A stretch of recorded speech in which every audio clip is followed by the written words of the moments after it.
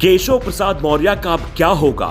CM बनने का सपना देखने वाले केशव क्या अब डिप्टी सीएम भी बन पाएंगे? जी हां, यह सवाल लखनऊ की राजनीतिक गलियों में इस वक्त चर्चा का विषय बना हुआ है कि केशव का अब क्या होने वाला है। क्योंकि चुनाव से पहले सरगर्मियां तेज थी कि हो सकता है योगी आदित्यनाथ को हटाकर केशव प्रसाद मौर्य को मुख्यमंत्री बना दिया जाएगा। लेकिन जब चुनाव हुआ, जब जीत मिली, तो सारी स्थितियां ही पलट गई। क्योंकि योगी आदित्यनाथ का बुलडोजर वाला पैंतरा सही पड़ गया और योगी आदित्यनाथ ने अपने दम पर उत्तर प्रदेश में सरकार बना ली। अब चर्चा यही है कि ये जीत योगी आदित्यनाथ की मानी जा रही है। पहले यह हुआ था कि हो सकता है योगी आदित्यनाथ को कुर्सी नहीं दी जाएगी, हो सकता है योगी आदित्यनाथ को अब बाहर का रास्ता दिखा दिया जाएगा। क्योंकि अगर योगी आदित्यनाथ फिर से मुख्यमंत्री बनते हैं तो आने वाले समय में प्रधानमंत्री पद के दावेदार हो जाएंगे। क्योंकि उत्तर प्रदेश में कई ऐसे नेता थे जो योगी आदित्यनाथ को मुख्यमंत्री नहीं बनने देखना चाहते थे। इसका हम एक एक कारण आपको बताएंगे। केशव प्रसाद मौर्य के सिराथू विधानसभा में सभी लोग प्रचार करने पहुंचे, सिर्फ एक ही वो शख्स थे जो प्रचार करने नहीं पहुंचे, वो थे मुख्यमंत्री योगी आदित्यनाथ। योगी आदित्यनाथ की कोई भी सभा केशव प्रसाद मौर्य के विधानसभा क्षेत्र में नहीं हुई और शायद उसी का नतीजा हुआ कि केशव प्रसाद मौर्य चुनाव हार गए। और ये सिर्फ हार नहीं है, बल्कि कौशांबी जो उनका गृह जनपद है, वहां की 3 सीटें बीजेपी हार गई। यानी कौशांबी से ये बीजेपी की हार नहीं है, ये सीधे सीधे केशव प्रसाद मौर्य की हार है। अब क्या होगा क्या नहीं होगा ये तो कुछ दिनों में साफ हो जाएगा, लेकिन इस बीच राजनीतिक पारा बढ़ा हुआ है। कुछ लोग कह रहे हैं कि पर्दे के पीछे वालों ने कमाल कर दिया, लेकिन जनता कह रही है कि नहीं, बाबा ने बुलडोजर चला दिया, बाबा का बुलडोजर ही काम कर गया। सीएम को लेकर जो असमंजस उत्तर प्रदेश में बना हुआ था वो तो क्लियर हो गया है। यानी योगी आदित्यनाथ ही सीएम बनेंगे और उसके बाद अब योगी आदित्यनाथ किस किस को अपने मंत्रिमंडल में शामिल करेंगे ये फैसला योगी आदित्यनाथ को ही करना है। तो ऐसे में यह बड़ा सवाल है कि सीएम बनने का सपना देखने वाले केशव प्रसाद मौर्य को योगी आदित्यनाथ को अपना बॉस मानना ही पड़ेगा। क्योंकि योगी आदित्यनाथ जो चाहेंगे उत्तर प्रदेश में अब वही होगा।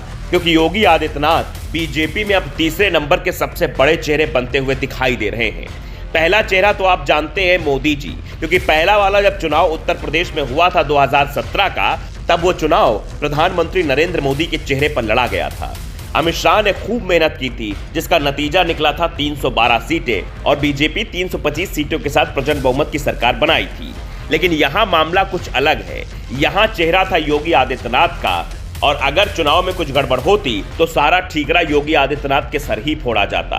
यह बात पहले भी दिल्ली में हो चुकी थी। केशव प्रसाद मौर्य भी दिल्ली गए थे, बातचीत हुई थी। उसके बाद सीएम योगी आदित्यनाथ को भी तलब किया गया था, वो भी गए थे, बातचीत हुई थी। और योगी आदित्यनाथ ने कहा था कि मैं उत्तर प्रदेश जिता के भेजूंगा। और अब जब भारतीय जनता पार्टी उत्तर प्रदेश में जीत चुकी है, बहुमत का आंकड़ा छू लिया है और छूने के साथ साथ ही आगे भी सीटें पा गई है, तो इसका सारा श्रेय अब योगी आदित्यनाथ पर जा रहा है।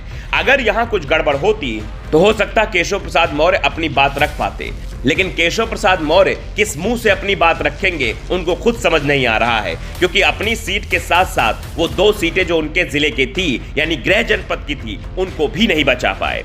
अब ऐसे में सवाल बहुत बड़ा हो जाता है। आपने चुनाव के पहले भी तस्वीरें देखी होंगी, योगी आदित्यनाथ और केशव प्रसाद मौर्य बहुत कम ही एक दूसरे के आसपास रहते थे। लेकिन अब उसके बाद की तस्वीर आप देख लीजिए, और जैसे ही चुनाव जीतने की सुगबुगाहट लगी, केशव प्रसाद मौर्य तुरंत लखनऊ पहुंच गए और लखनऊ पहुंचते ही योगी आदित्यनाथ के बगल में खड़े हो गए। और खड़े ही नहीं हुए, हाथ ऊपर किया, गुलाल लगाया, खुशियां जाहिर की। ये खुशियां सिर्फ इसलिए जाहिर की जा रही थी कि कुछ भी हो जाए, योगी आदित्यनाथ एक बार फिर से मुझको डिप्टी सीएम बना दे। अब डिप्टी सीएम केशव प्रसाद मौर्य बनेंगे या नहीं बनेंगे यह वक्त बताएगा। सुगबुगाहट तो तेज है कि 2 डिप्टी सीएम बनाए जाएंगे। बेबी रानी मौर्य जो कभी उत्तराखंड की राज्यपाल हुआ करती थी, इस बार चुनाव जीतकर उत्तर प्रदेश से आई हैं, तो उनकी भी सुगबुगाहट तेज है कि उनको भी डिप्टी सीएम बनाया जा सकता है। अब दूसरा चेहरा कौन होगा, इस पर पत्ते अभी नहीं खोले गए हैं, कुछ ही दिन में क्लियर हो जाएगा। लेकिन यह साफ है कि केशव प्रसाद मौर्य की राजनीतिक साख अब दांव पर लग गई है। केशव प्रसाद मौर्य जो कल तक ये सोच रहे थे कि वो मुख्यमंत्री का चेहरा हो सकते हैं, मुख्यमंत्री कमान संभाल सकते हैं, वो अब डिप्टी सीएम की कुर्सी तलाश रहे हैं।